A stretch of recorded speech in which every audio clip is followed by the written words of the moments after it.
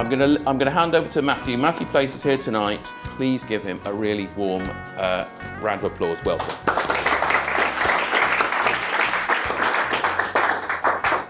Thank you all.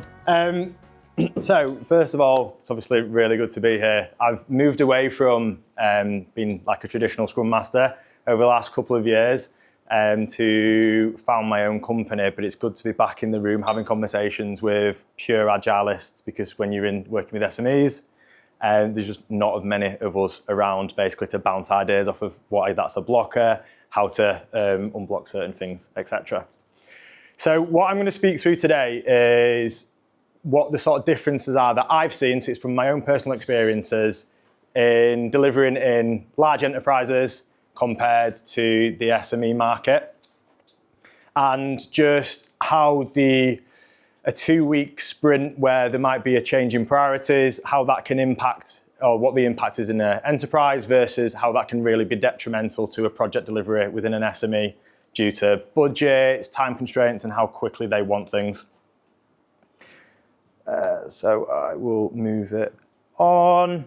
So essentially, as we know with enterprises, they are huge. My background is working at Lloyd's, working at HSBC, and then we founded our company called Northstack. And a 2-week waste of any sprint or a change in priorities can be, as I said, hugely detrimental in an SME. It might be the difference of the project actually continuing. So we need to make sure that we're really focused on the MVP. And we're talking about the tools. So what I've seen, I've now been in the Agile world for around 10 years now. And the tools are the same, but across both SMEs and enterprise, there is the same delivery problems, and that's usually around the people. So Jira now is, 10 years ago, say we were showing someone how to create a ticket, you might get a new team, and we're talking them through what a workflow is. Now, pretty much most developers know how to create tickets, they know what a workflow is, they know the ceremonies, but there's still the same issues of overcommitment, too much context switching, too much work in progress. Okay, so a little bit about my journey. So I started off as an apprentice in Lloyd's Banking Group in 2016. I then transitioned to being a Scrum Master in around 2019. I worked across many different teams, some large platform teams where we'd had change the bank and run the bank. So that'll be the challenges of having all the operational team and pod here, and then the change feature teams in the same sort of wider lab. Then moved in with Lloyd's to various feature teams. One was the mortgages app. So I had a couple of feature teams delivering features from ideation all the way through to customers using it in the Lloyd's Banking Group mortgages app, which had to sit next to the overall app. And then after Lloyd's, moved to HSBC.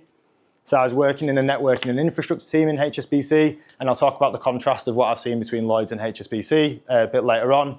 And then, as I spoke about, we've now co-founded Northstack with my co-founder, Lewis, and we work with SMEs in regulated industries like insurance and legal.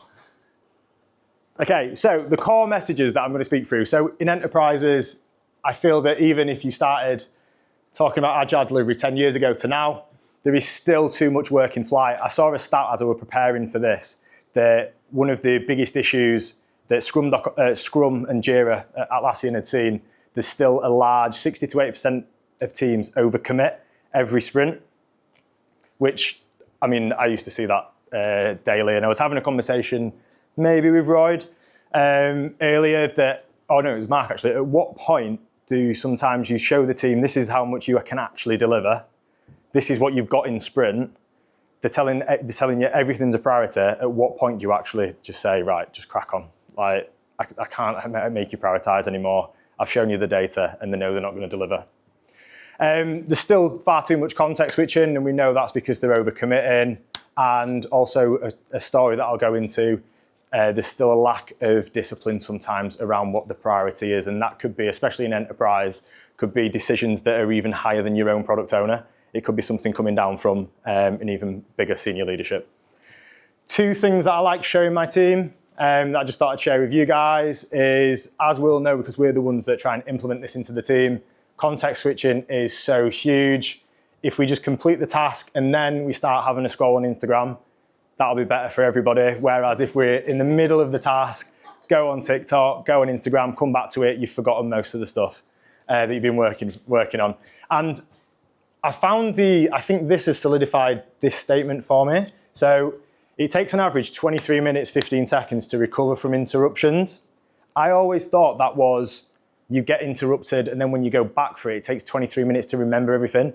I then, from this screenshot, know the 23 minutes is going to the toilet, making a coffee, sending your friend a meme, whatever people are doing these days. Okay, so enterprise reality. So what enterprises give you compared to SMEs is scale. They give you customers. So at Lloyds, we had 3 million mortgage customers that we were delivering for that were just always there. They just basically just stayed there. And they give you bigger budgets and also a little bit more authority and to experiment. But also what enterprise gives you is larger governance, release cycles, and I know we've got a lot of guys in from Jet 2, but from Lloyds we had monthly release cycles for the actual app, and then we had, because I'm working in mortgages, mortgage monthly release cycles. So for some deliveries where we was trying to add functionality onto customer journeys, we had to align both release cycles. So we might have delivered lots of stuff and lots of good stuff, and then it was just sat on the shelf waiting to deliver. So it was all about how could we overcome that. And because we was a new product as well, that was something that we'd not experienced. It wasn't something that we sort of foresaw. A story that I'd like to touch on from a prioritization and just how easy it is for a full team to be distracted was whilst I was at Lloyds, working on the app. We had built something over the course of a couple of years that was really good. At the time, it was market leading and other competitive banks were trying to catch up. And one of the biggest issues that we had was our throughput, and it was because the app that we created were behind a number of clicks within the actual main app. So we was building a deep link, which basically went from the landing page of when you entered the app right into the mortgages journey straight away with no friction. What happened while we was doing that? So we were working with lots of other teams to get that delivered. It wasn't an easy delivery, legacy systems, lots of integrations, as you can imagine. But we knew what the value was. So it was a very high value. It unlocked lots of customers going into it and then going down the customer journeys where we could see a huge return on investment. And while we was building that, we all knew that was the main priority. We had a word that came into us, and I remember it was only a 2-week period, but it was something that always will stick with me, and this is why I'm telling it now. The word Disney got dropped in on a stand-up. So we was doing all this great work trying to integrate this deep link, and then the word Disney got dropped in. And this was a new feature that we was going to add. It was around a marketing campaign of within Lloyds and Halifax, that basically if you got or if you did a product transfer, for example, you might get 12 months free Disney. But it was never fully defined what that was. But in an enterprise organization, unlike an SME, where do we put that button? What is the copy? What's the messaging? That hits products, risk, legal. So every single change that you were trying to make, you knew that it was huge refinement sessions. There was lots of stuff. There's a lack of focus on what we were trying to deliver. And then after the 2-week period, which I feel like it's so important around prioritization, and in hindsight, I wish I knew.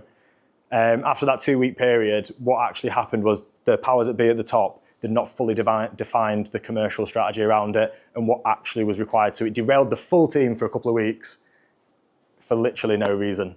And I think it's quite a powerful story that we got so excited by how we might integrate with Disney, what that means. The brand took over the team for a couple of weeks and it wasn't for any value. I feel like since I've left Lloyds, they have done something with Disney, but at the time it was just off the cards for months. Okay, so comparing Lloyds and HSBC, first of all, something that's different and took me by surprise was how actual global HSBC is compared to Lloyd's. So Lloyd's, our delivery teams were straddled across both UK and India. India would work our time zones. When I went into HSBC, one of the more junior Scrum Masters pulled me and said, how do I get over this problem? And I was like, what's the problem? And he said, how do I have a daily stand-up when my team don't align and they don't work on the same time zone at all? And that was because they had people in the US, people logging on in Hong Kong, China, and also people in Europe. There wasn't at one point where they all collided. At that time, I'd never been asked that question before. But ChatGPT was around, so I went straight to ChatGPT. And the answer that it gave was along the lines of daily stand-ups, it's not wholly important that everyone's there at the same time. It's more just making it visible what you're working on, what your blockers are. So yeah, thank you, ChatGPT. Also, something else that we see in enterprise organizations that you don't see in SMEs, and this is because the teams are a lot smaller, is overloading of lead engineers. And I know a lot of this is what I'm saying now is stuff that everyone will have gone through, and I think I just wanted it to be relatable. I've been in the role now 10 years. I'm back in a room of Agilists, and just these are the problems I had, and I'm sure everyone can resonate with them. So it was lead engineer overload. That's because 9 times out of 10, the lead engineer is the one that picks up the most difficult tasks, the one that onboards all the new joiners, the one that completes all the code reviews, and that needs to break, or the bottleneck needs to be seen before you start working around it. And then back to my point earlier that 85% of teams say that they're overcommitted each sprint. That's from scrum.org. And we see all the impacts of that around context switching, and you can see in the data as well. And one of the last things that I'd like to say on enterprises is when I drill into my teams all the time around context switching, how it's so impactful, and they never really see it. They think that they can juggle loads of things at the same time. But I love it a few months in, say, I get to a retro and it's like, how did everyone go? Why didn't we complete his work? And then an engineer says, I was context switching too much. And I'm just like, thank you, you finally listened to me, and you've finally actually seen the value of focusing on one thing at a time. Okay, so in comparison of enterprises to SMEs, so we have got feature teams in enterprises, whereas SMEs, you've got a much smaller focused delivery team. There is less money and budget, 15 to 30K in an SME. It needs to be spent correctly. Whereas, for example, if we go back to the Disney case, example, that 2-week prioritization that went a bit of a miss, everyone just sort of shrugs their shoulders. But if you put it in actual monetary value, say if a feature team's 100 grand a month, a sprint's 2 weeks, so that's 50 grand a sprint, we've wasted 50K. And that's something that you can't do in an SME. But then something that I've seen that I really like, and I think is, again, as Agilists, that we're more used to enterprise environments. When we're working with SMEs, you've got to scale that MVP back so far just to show, we can deliver, and this is the value that you're going to get for the smallest amount of money. But yeah, we show them the big picture and then scale it really far down, because something that I've seen as well where, working as a Scrum Master, the work is just always there. You've always got new products, always got new features.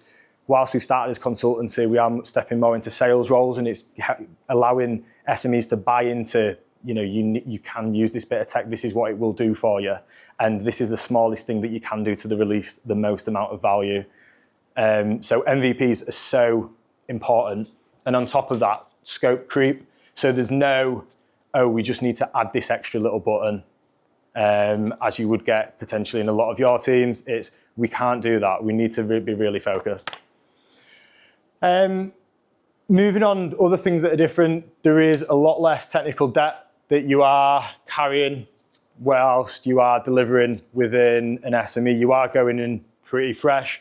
I know a lot of the teams that we'll work with have existing products. So we've got a sprint in an enterprise environment, and 20 to 30% is an existing products that they're doing bugs for, etc. You are a lot more focused, and yeah, you spent a lot more time working on features. And and we ship faster. We ship a lot faster as well using AI tools compared to environments that people might be used to working with. We can spin up and deliver in the space of 4 weeks. You get decisions a lot quicker because they have to. There's no, I need to go to, steering, architectural design, etc. They need to make decisions on the spot, which has been really good to see. And then there's also a massive difference around dependencies, which is something that I didn't foresee when I started working with SMEs. But for example, if I had dependencies at Lloyd's, there'd be internal dependencies, and that was internal within my team or my lab, and my external dependencies were actually still within Lloyd's. They were still only a Teams away. Whereas in an SME, if we're connecting to their current CRM system, that external dependency is not just another company. They're sat behind 2 customer service managers. They're sat behind developers that don't want to speak to you.